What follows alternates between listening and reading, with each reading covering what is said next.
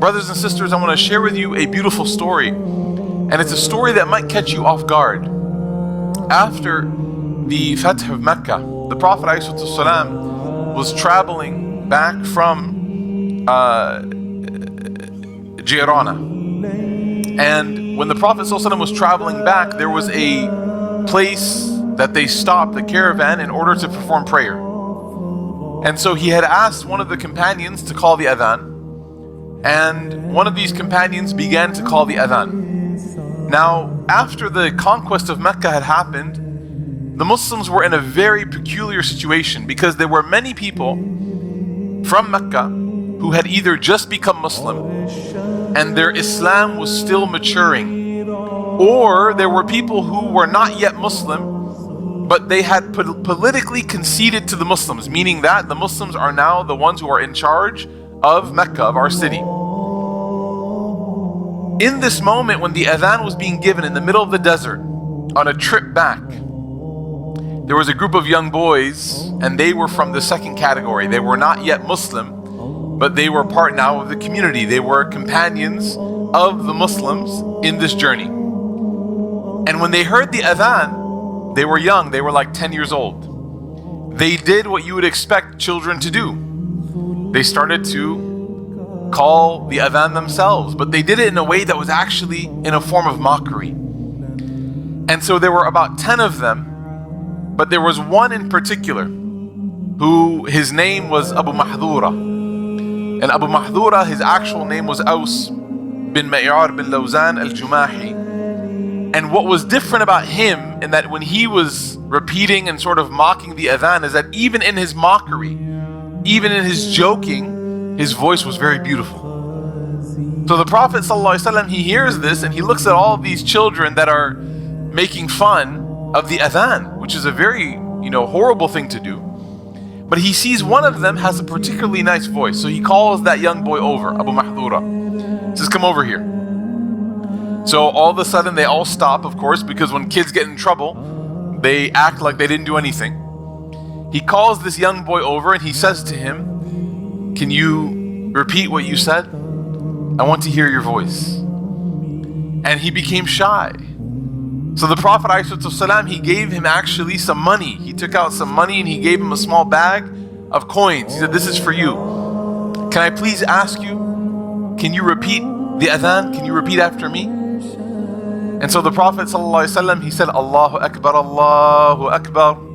And Abu Mahdura started to repeat, but he still did it very quietly. Allahu Akbar, Allahu Akbar. He was very shy.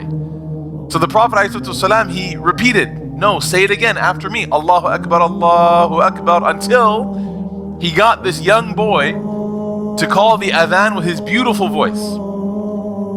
And he could tell, the Prophet ﷺ could tell, that he was hesitant because he still was not Muslim. He didn't want to concede, he didn't want to join the Muslims, but there was something just so charming about the Messenger ﷺ, so magnetic that even people who weren't Muslim, they felt compelled to respond to his request, sallallahu alaihi wasallam. So the Prophet ﷺ, he felt this hesitation, and he took his hand, sallallahu alaihi wasallam, and he ran his fingers through the hair of this young boy. And then he placed his hand, sallallahu alaihi wasallam, on the chest of this young boy, and he said, oh Allah, give him hidayah. Oh Allah, guide his heart. Guide his heart. Abu Mahdura then departed, and they did their prayer, and then they went back to Mecca.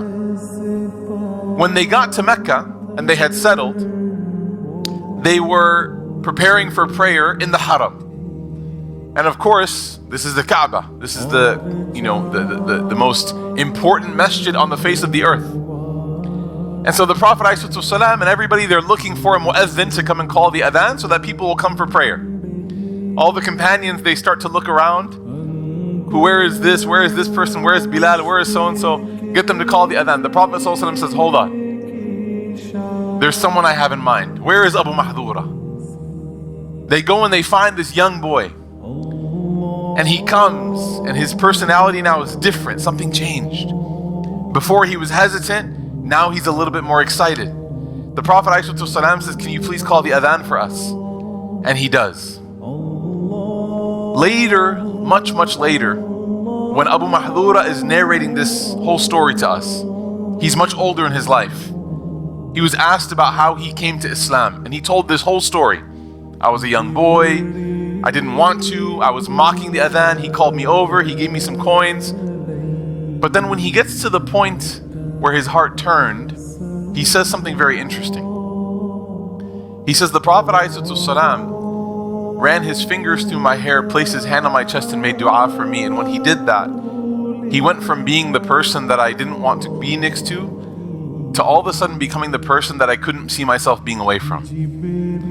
My heart yearned for him, sallallahu alaihi wasallam. He went from being the most hated to the most beloved. And that's when I became a Muslim. And he said, as proof of my love for that moment in my life, he grabbed his hair as an adult. And he said, I have never ever cut this piece of hair from my head because this is the hair that he touched.